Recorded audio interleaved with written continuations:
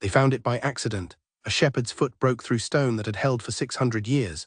Below, a shaft that kept going down. And when the torches finally reached the bottom, the labyrinth didn't end. It branched, 47 rooms, all of them leading to something we still don't fully understand. The Peruvian highlands sit at 12,000 feet above sea level, higher than any building in New York City is tall. The air there holds roughly 40% less oxygen than it does at sea level. It's a place where the human body was never supposed to stay long.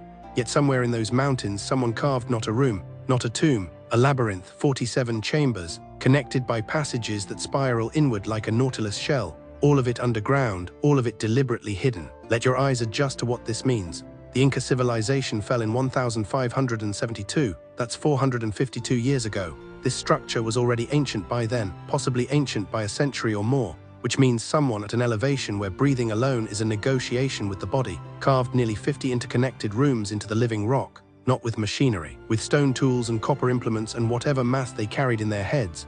The labyrinth was sealed, not collapsed, sealed. The entrance shaft had been deliberately filled with carefully stacked stones, then covered with earth.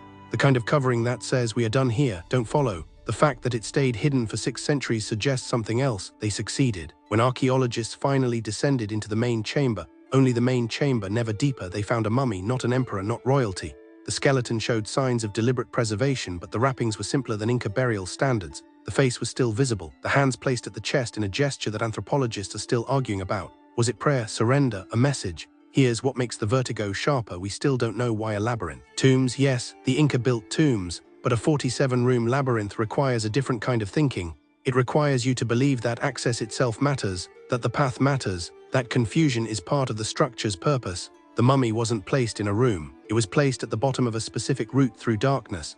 Consider the geometry of obsession. A labyrinth this large would require months of planning, months of excavation, months of workers moving stone. In an era without written architectural blueprints, or if they existed, without surviving ones, this was a structure someone held in their mind completely before a single tool touched stone. That kind of precision, that kind of commitment, doesn't emerge from practical necessity. The official timeline of Inca achievements now has a blank spot drawn back into it. We thought we understood the progression. We thought we had mapped the sites. We thought we knew what pre-Columbian engineering looked like at scale. The labyrinth argues that we mapped the surface, that we drew our conclusions on incomplete information, that somewhere in those highlands there are probably other structures we've walked past without knowing. The mummy itself raises the sharper question: who is buried with this kind of effort? Not an important person, the grave goods are sparse. Not a warrior, no weapons, no armor. Someone the builders felt compelled to hide. Someone they wanted found, but only if you could navigate the darkness to reach them. Only if you could hold the fear and walk through anyway. Archaeologists have mapped the first 3 chambers. They have documented the spiral pattern. They have measured the chamber walls and calculated the excavation volume, roughly equivalent to moving 3 Olympic swimming pools worth of stone by hand. But they have not descended past the 3rd chamber. The passages beyond remain unmapped.